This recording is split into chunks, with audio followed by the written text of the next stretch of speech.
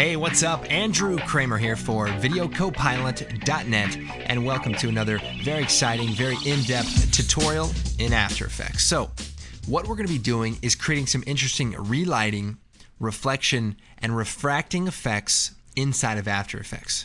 And the way it works is through the use of a special map called a normal map. Now, there's a couple of ways normal maps are created. One, a normal map can be generated from 3D geometry. So inside of your 3D program, you can take your 3D mesh and export a normal map which looks something like this. Now, you can also take a texture or an image and run it through a normal generator software, and it will also create a normal map. Now, what is normal? Well, I've been asking myself that question all my life. I can tell you a little bit about being abnormal. Well, let me explain.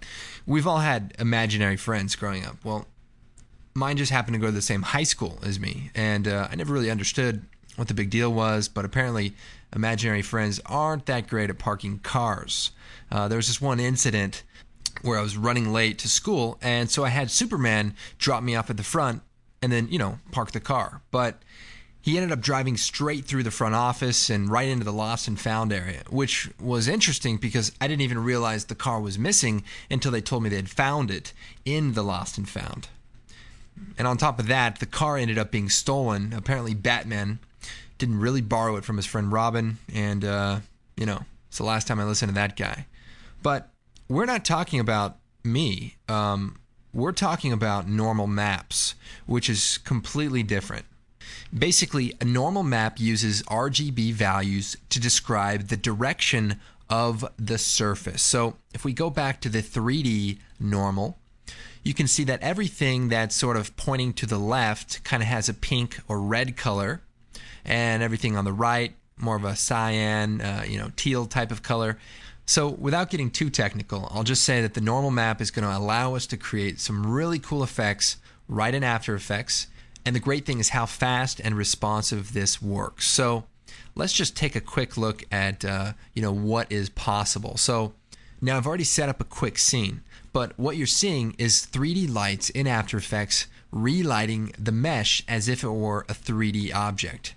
And another cool tip is if you alt-click on the bits per channel and do 32 bits per channel, you get way better looking specularity. So if you kind of toggle back and forth, it kind of clips off. But if you go to the 32 bits per channel, it looks really good. So this technique is great for creating motion graphics. It's also great for visual effects, and here I have an example of some refraction and some watery-like surface. And here I have a two-dimensional example where we've taken the normal map generated image and added some lights, and we have a really nice looking kind of bump map effect. So there's a lot of things we're going to try to cover in this tutorial, and frankly it just begins to scratch the surface of what is possible. So let's get started with a very basic example of using a 2D image and generating a normal map. Now, to get this free plugin for After Effects, head over to minning.d, click on software and then normality. They just came out with the new version 3.1. It's got some cool fixes in it, and hey, this guy kind of sent over some feedback, so it's got to be pretty good. Well, actually, I'm kind of bringing the place down from the inside. Download the plugin, Mac and PC, then install it into your After Effects directory, support files, plugins. So copy it in there, and it should load up. Works with After Effects CS3 and above. And by the way, it's free, so if you want to maybe send a donation to Stefan over at minning.d, he would appreciate it. It's a pretty amazing free plugin, and that was a free plug, so, they kind of go together. All right, we are going to be creating a normal map from a regular texture picture. What you need to do is jump onto Google, search for a normal map generator. And there's several free solutions. NVIDIA has a free plugin for Photoshop. There's a cool one called Crazy Bump, and there's like a 30-day demo. You can try that out. There's a few other free ones, and there is even one for Mac OS 10, and there's a whole world to this normal map stuff. It's kind of like bump mapping for 3D, except it's just a little bit more intelligent, and it allows you to add a lot of high detail imagery without, extra polygons and extra rendering. Okay, so we need to convert our texture into a normal map. Now, I'm going to be using a piece of software called Crazy Bump, and there is a 30-day demo available. I've got it running on another machine, so I'm just using the demo here. But it works, and you can learn everything about it pretty quick. First, we need to click on this button to open an image. We're going to choose a photograph, but you can also open up like a bump map or a height map. So I'll click on Photograph, and here I have our brick image. I'm going to choose Open. Puny humans are instructed to wait. Very clever. I like cleverness. Select the image on the left because it looks more bumpy. And this is all the stuff that you get. You have a preview here that lets you see what's kind of extruding. And, if you look at the edges, it's really flat, but it looks quite 3D. So we're going to close the preview. And here is the normal map, like pretty much ready to go. There's a few settings here. Now I want to turn down the shape recognition because I don't like it to be too bumpy.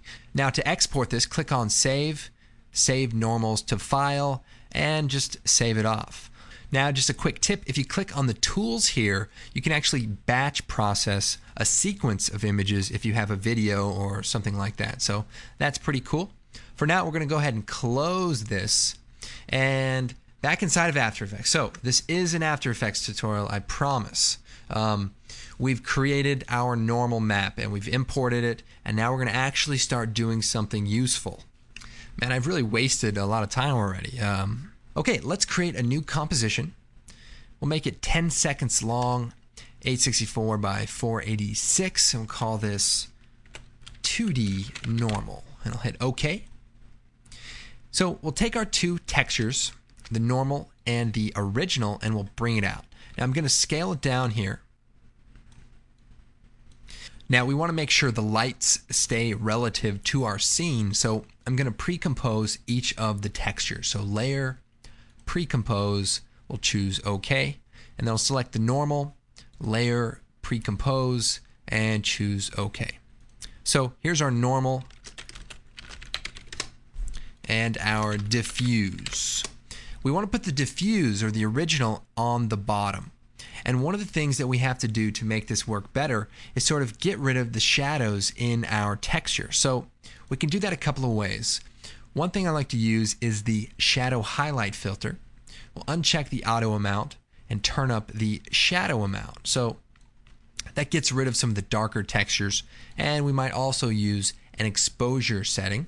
We can brighten it up and maybe turn up the gamma, turn it down even. So something like that. Then we'll turn on our normal, and we want to change the transfer mode to overlay. Then we'll choose Effect, Min D, Normality, and select Normality. You're going to be doing this a lot. It's a great plugin. So here is the plugin. It's got a lot of settings, but we're going to focus on a few of the main ones. So this is mainly a relighting plugin. So we're going to create some After Effects light. So I'll choose Layer, New, Light. And we're going to make it a point light. We'll go with a very bright orange. Okay, okay. And so right away, we've got some relighting going on. Now, there's one important thing we need to take a look at. Depending on which software you export your normal map from, the colors may not be calibrated correctly. So normality includes a very helpful invert option. Now usually it's pretty easy to see if the lighting is working correctly. Like if I move the light around, does the lighting look like it's affecting the surface correctly? And if not, we need to make some adjustments. So now I'm going to shut off the original texture so we can just look at what normality is doing. And as I move the light around, you can see there's a shadow right here, but it probably should be lit up because of the direction of the light. And if I move it up, then it lights up. So it looks like one of our channels is inverted. So I'll go to normality. And by the way, a cool thing is if you lock the effects control and if you move your light around, you won't have to go back and bring that up. So something's not quite right. So X, Y goes up and down. So let's invert the Y axis. And when we do that, this looks a lot more accurate. So we've calibrated it, and if you're not sure, just, invert it, play around until you get it to look correct. But one thing you'll notice also is if the light goes over here and the lighting starts showing up on the other side, you might want to watch this tutorial again. But anyway, we'll close that down. We'll take our light, we'll move it over to the side here, and let's create another light. Layer, new light, and this time we'll make a blue light. And we'll just move it over to the side. And by the way, you can move the light on the Z-axis as well, and you can create some different dramatic lighting effects. So now I'm going to turn on our original texture. Okay, let's check out some of the settings in normality. So first we have shading. Now that's mainly the diffuse shading. We have the specular shading. If we turn that on, you can see that we kind of create a bright gloss. And if we move that around, you can see what that looks like. But you'll also notice how fast and responsive the plugin is. So that's just an incredible, feature and benefit of using 2D maps to do sort of 3D relighting. So we go back into normality. I'll go and lock that. We've got the specularity. By the way, the shading is sort of like the diffuse. So if we turn that down, then we're just sort of left with the specularity. So that's kind of what that is. Moving on, I won't get into all of these right now, but if we turn on the rim light, that's sort of like a hair light or a top light. And as I turn that on, we kind of have a little bit of lighting coming from above. So maybe we change that to a light blue color and sort of like a moonlight. We can turn up the size and the intensity of that, but that really just makes it pop out. Now there's a lot of other options in here like reflection and refraction, even a bump map, but we'll get into that with the next example. I just want to kind of give you the basics of what we're doing and what is possible. Okay, here we are in 3D Studio Max, and you can also use other 3D programs like Blender, Cinema 4D, Maya to export a normal map. Now I don't have every 3D program to show you this, but I will tell you it is possible to do in nearly every 3D program, and just do a quick search for exporting normal maps in your 3D program, and you should be able to find what you're looking for. But I'm in 3D Max, so let's just take a quick look at what is required. Now when we create this, all I've done is gone into the extended primitives, and there's a torus knot, and I just created some shapes and played around with some of the settings. So if you're looking to create this, it takes about 3 seconds. In fact, let's count this out. Ready? Bam. I don't know if that was 3 seconds, but the idea is you don't really need to do any fancy texturing. I'm just taking the standard material, dropping it on here, and rendering it out. So pretty straightforward. Play around with the settings if you want. Now you do need to export a shadow pass because normality does relighting, but it doesn't do shadows. So the way I did the shadows is I just created a skylight and put it into the scene, turned on cast shadows, and that kind of creates an ambient occlusion kind of effect. But you can search for that stuff in the 3D program that you're looking for and how to render it out, etc. Now you don't need a shadow pass, but it might make things look a little bit nicer.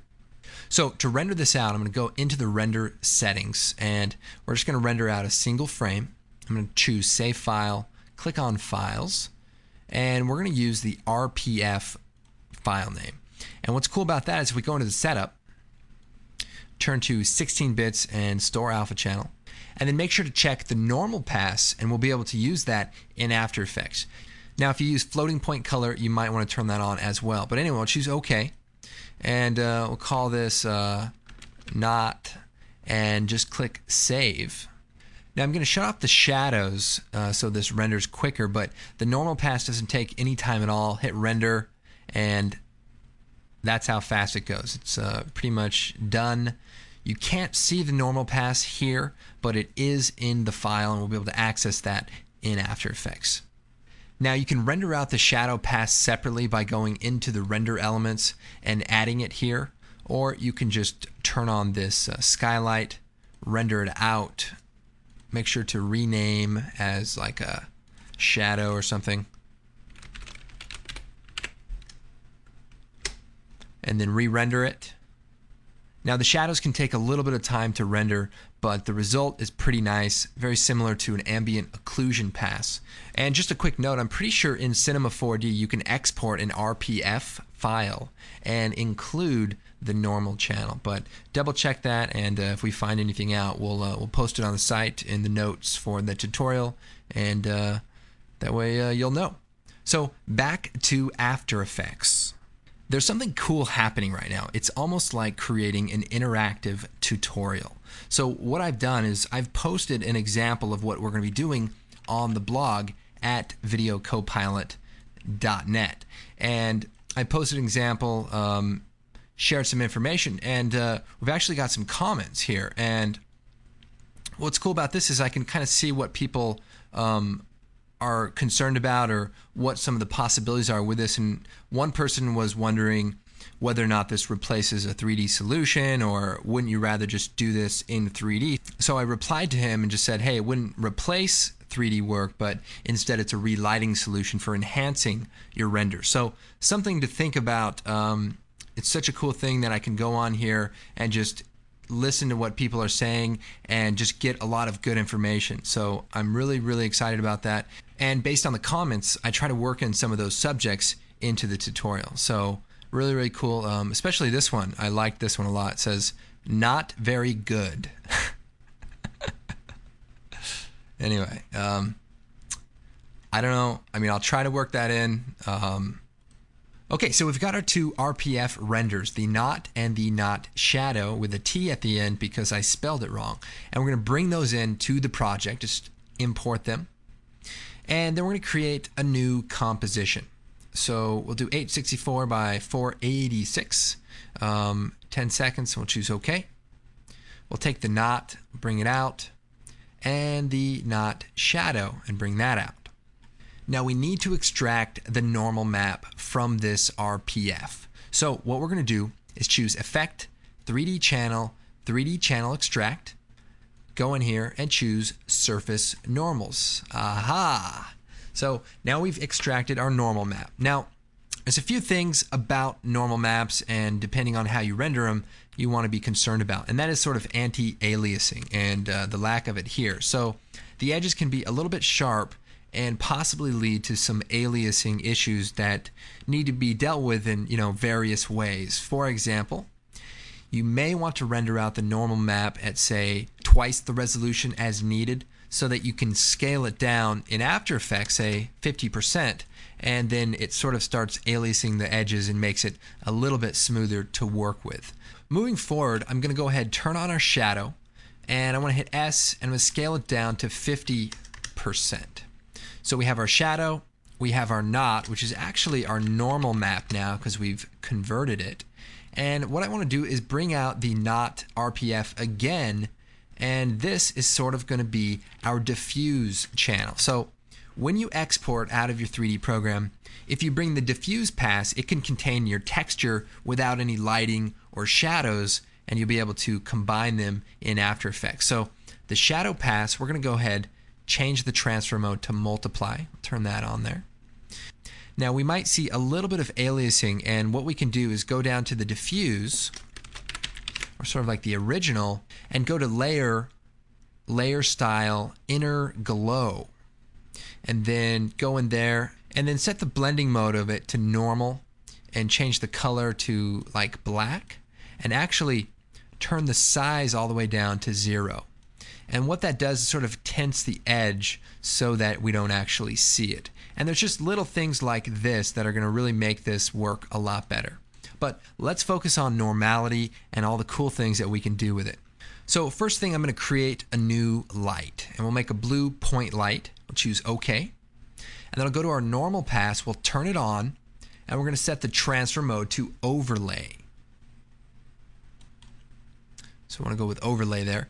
Now, normality uses After Effects world space, so what we need to do is pre-compose our normal map because we scaled it down. So we'll choose Layer, Pre-compose.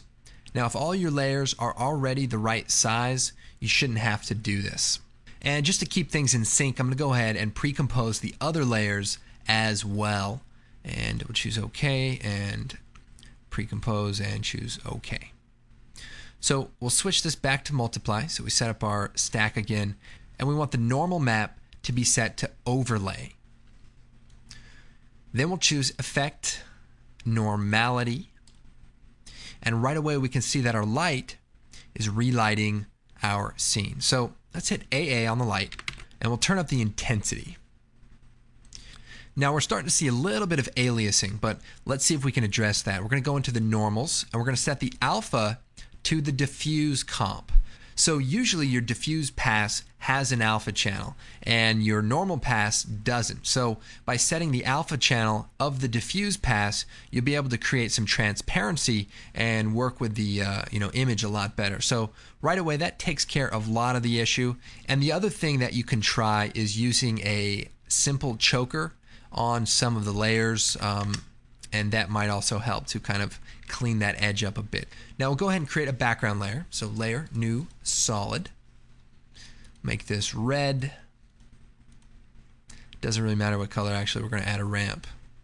That was just a waste of time. Killing some time. We will do red and say black.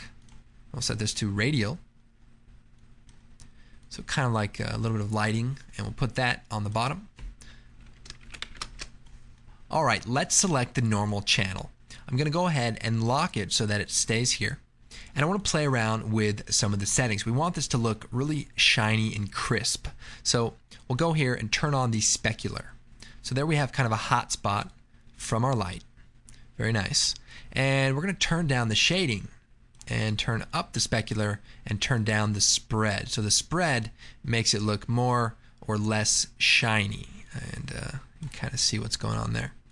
Turn that down just a bit, and the shading down so that it looks a lot darker. Then I'm going to duplicate the light. So we can do edit, duplicate, and I'll go ahead and move that light over to the other side somewhere just so that it kind of fills up the scene.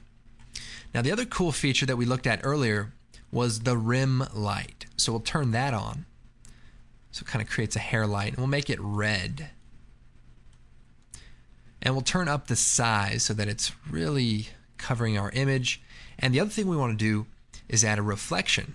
Now we have a reflection image that we can use, but this can be anything. I'm going to drop it into our project, put it at the bottom, and we'll shut it off. We don't actually want to look at it. We just want it to be there. That's exactly what my wife said to me the other day. Anyway, that doesn't really make any sense, so let's just move on. Let me show you something pretty cool here. We have our normal map here. Let's change the color. Yellow's good. I'm going to duplicate it. Now by duplicating it, I'm going to cause a lot of issues, but if I go to the top here and I change the display to, say, rim light, and I'll solo that, all that's going to render is just the rim light, just that top light. And then I can come down here, change the angle, maybe down to the bottom, maybe 180.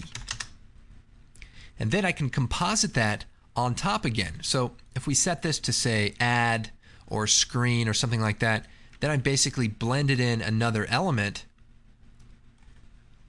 pretty quickly. We can even change, the color. We could do a lot of different stuff.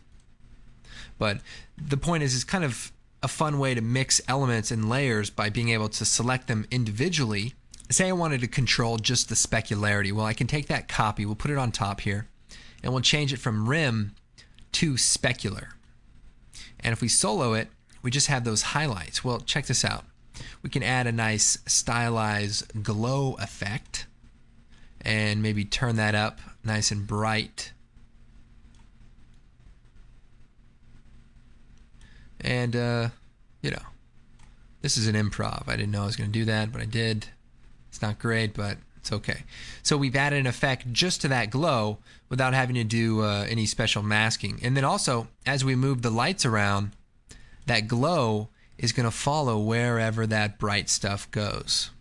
It's very dynamic. Now back to the reflection business. We'll go ahead and just delete that for now. Select the normal. I'll lock it again. We'll go down to the reflection rollout. Open that up. We'll enable it. We're going to set the environment map to the reflection night image, and then it gets wrapped around really interestingly. We've got a couple of issues, a lot of aliasing, so we'll turn the blur on a little bit, and that fixes it pretty well. But we also want to maybe give it a little bit more contrast, so if we turn the gamma, say down, that'll leave only the highlighted areas of the image. We can also change like the world so that it reflects around a little bit differently, increase the amount of reflectivity.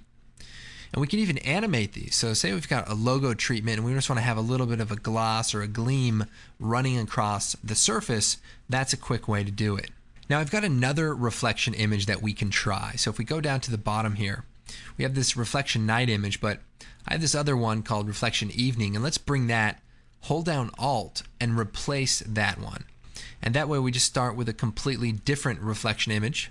We'll go back to the effects and maybe make a few other changes.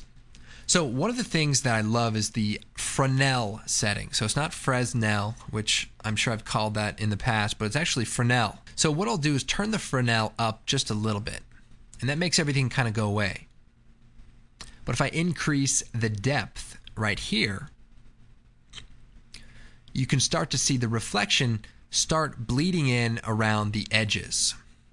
And it's basically to mimic the surfaces of certain objects, how the reflection isn't really seen straight on, but only as it wraps around the edges. So you can play around with that. But now I want to show you another example where we actually use live action footage. So let's create a new composition. Choose OK. And I have this footage of New York. We'll bring that out and we'll fit that to the comp size. Now I've prepared another element. And basically it's a drop or a sphere with some animated noise on it. And we're going to bring that out into our project. Now I want to go ahead and pre-compose it in the position that I want to keep it at. Now earlier I motion tracked our background plate, so I can do that for you now. I just created a null object, selected the footage, went to the tracker controls, track motion, and then we tracked a quick position here. I know a lot of you already know how to do this. I just like to make tutorials fully self-contained so that if you didn't see another one, you could probably get along with most of the steps. Not always the case, but sometimes. So once it's tracked, we can edit the target, make sure our null is selected, and click Apply, X and Y, hit OK. Now I'm going to pre-compose the normal drop with a copy of the null object. So I'll duplicate it. So first I'll parent it to that so that when we move this around, it kind of stays in that position. And then we'll take the null, the drop, and we'll choose Layer, Pre-compose. We'll call this Drop Normal and hit OK. And then we'll choose Effect, Normality. I'm going to create a light. And we'll make it the color of this orange up here, and we'll hit OK. And we're going to put it up in the top. Now check this out. You see how the light spot is actually inverted? When I move it over to the left, it highlights the right, and when I move it to the other side, it highlights the left. So I need to go and calibrate my normal. And so that would be the x-axis, and I'm going to flip it. So now when I move the light around, it's more accurate. So keep that in mind. You want to make sure you're working with a calibrated normal. So I'm going to put the light up here, maybe about there. We're going to go into the normal settings. I'm going to lock it. I'm going to turn on the specularity. And then we're going to go down to the bottom and maybe turn the shading down. We're going to go down to the bottom, reflection, enable, and we're going to use our footage. Now, I probably should pre-compose the footage because I sized it down. So we'll choose Layer, Pre-compose, hit OK. So for the environment, we'll select the New York footage. So right away, we've got our reflection happening here. And as we move, it's animated, it updates, maybe add a little blur. If anybody was at the Los Angeles meeting, I know what you're thinking right now, but we're not going to talk about that. So we've got this set up, and we also want to turn on the Fresnel setting. So we'll turn that up a bit. and then turn up the depth. So that way the reflection is just around the edges. So this starts to look kind of like Flight of the Navigator, more chromy. But we're also going to turn on a refraction. So we'll enable that. We'll set the map to New York. Now the index of refraction, that's how much distortion we're seeing. If that's set to 0, it's basically like glass. We're seeing right through it. But as we turn that up, the distortion sort of increases, and we can play around with that until we get the result that we're looking for. So I'm going to turn it down just a bit. I'm going to turn the reflection down even a bit.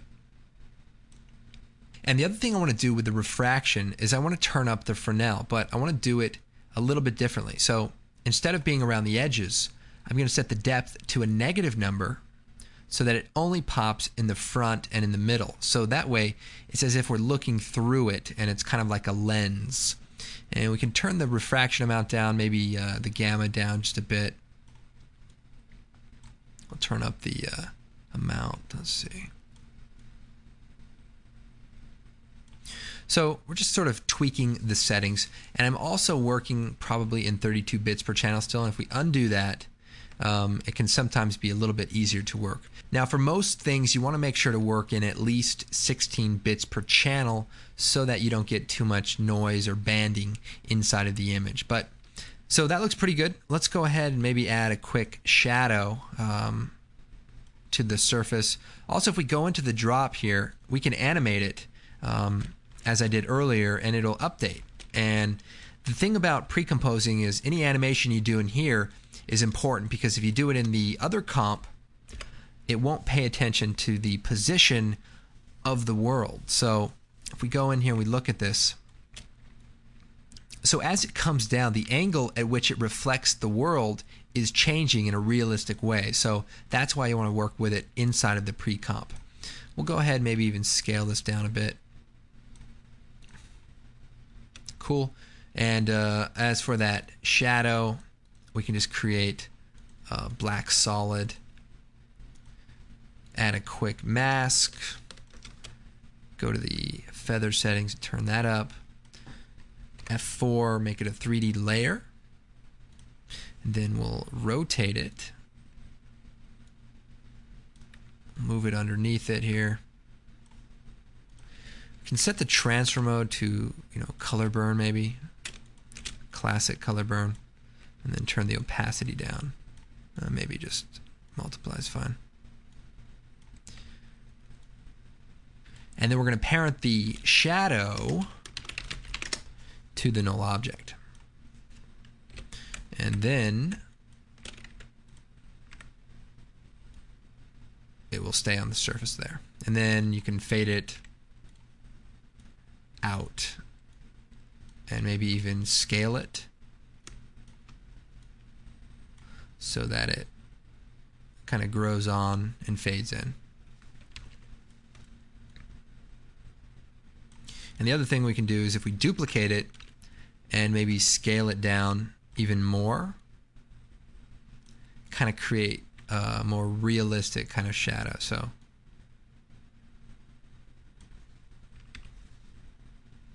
little details like that, but the fact that this water blob is flying around New York. In fact, if I was a water blob, I'm not sure that's where I would be. I'd probably be I'd probably be with some firefighters and flying around and putting out fires and stuff like that. Although secretly I was actually starting those fires. I just did it so that I could be a hero and people would appreciate me. And then I get caught, and then I cry, and then a big tear falls down and splashes. Sounds like an independent film. See about exporting a Z-depth pass and incorporate that into the normality, and you can do that at the very top. There is a depth slot where you can pick a Z depth and just get a little bit more accurate light distance. This just gives you that extra level of detail at the compositing stage. I just did another quick test, and this is sort of just a logo treatment and just having some dramatic lighting that kind of runs across it and from behind. And what's cool about this is it updates real time. I even got like a little bump map to give it kind of a brushed metal look. The image is this is the occlusion pass, and the actual image is just this normal pass. Okay, well, I hope you guys enjoyed this tutorial. And of course, check out the website, videocopilot.net. The blog, we've got a lot of exciting things going on there, project files, tips and tricks. Go to the forum.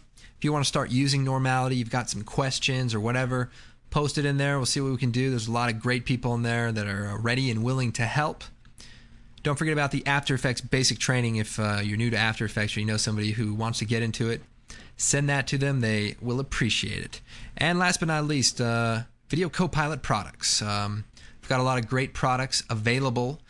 We've got Action Essentials in 2 versions, 2K, 720p, action stock footage, cinematic music, Twitch, great plugin. So just check this stuff out. I mean, we built these products based on things that were needed in the industry, so check them out. I'm sure you're going to find them useful. My name is Andrew Kramer, and we'll see you next time. Now, what I'm really thinking about is, what should I name my water blob character? And the other question is this: does he have a family? Because we can probably work in some sympathy if he's got a family or something to worry about. Yeah. Or maybe it's a teenager that has a kid of its own. Sort of a extreme situation.